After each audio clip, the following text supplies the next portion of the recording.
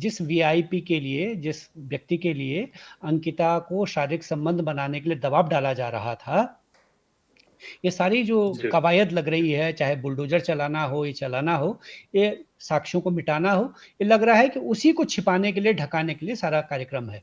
आपने एक ट्वीट किया था जिसमें आपने एक अखबार का जो है हवाला देते हुए लिखा था कि जेसीबी से जिस तरीके से अंकिता जिस कमरे में रहती उसको तोड़ा गया था। सवाल उठाए गए हैं उस अखबार के माध्यम से कि उसमें काफ़ी सारे साक्ष्य हो सकते थे और पुलिस ने उसको सील किया था। और वहीं पुष्कर सिंह धामी जो हैं वो अपने ट्विटर हैंडल पे लिखते हैं कि हमने जो है त्वरित कार्रवाई करते हुए उसके रिसॉर्ट को नष्ट कर दिया, तहस नहस कर दिया, बुलडोजर चला दिया।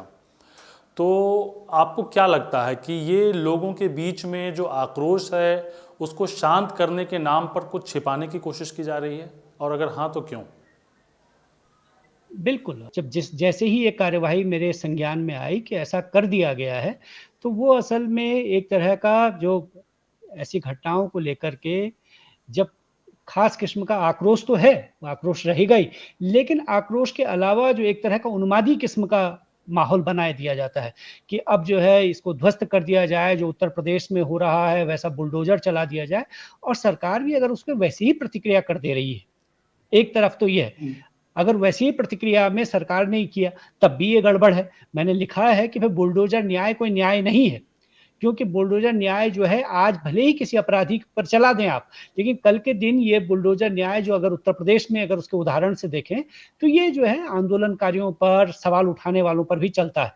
इसलिए ये कोई न्याय का तरीका नहीं है। और अगर दूसरा सवाल है और अगर ये सिर्फ़ जो है साक्ष्यों को नष्ट करने के लिए किया गया, तो और भी खतरनाक बात है। दोनों ही बातें ठीक नहीं हैं। ये इसलिए लग रहा है कि जिस कमरे में अंकिता रह रही थी और उस कमरे में उसके साथ जो है ये घटना हुई है, वहाँ उसको दबाव बनाया गया, शारीरिक संबंध बनाने के लिए उसको जो है प्रेशराइज़ किया गया, जिसका उसने विरोध किया और विरोध करने के बाद ये घटनाक्रम हुआ है।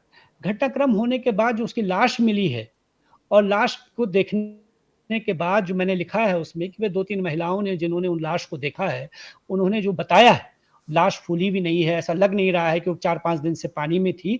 इस तरह का जब लोगों का वो आ रहा है उसमें, तो ये लग रहा है कि भई इतने दिन 18 तारीख से लेकर के और 24 तारीख के बीच में जो 5-6 दिन है, इनके बीच में संभवतया जो है उसी कमरे में उसको रखा गया हो। और उसके अलावा ये भी लोगों का कहना है कि वहाँ अन्य घटनाएँ भी घटी हैं, वहाँ एक और लड़की कुछ समय पहले जो है पहले भी गायब हो चुकी है।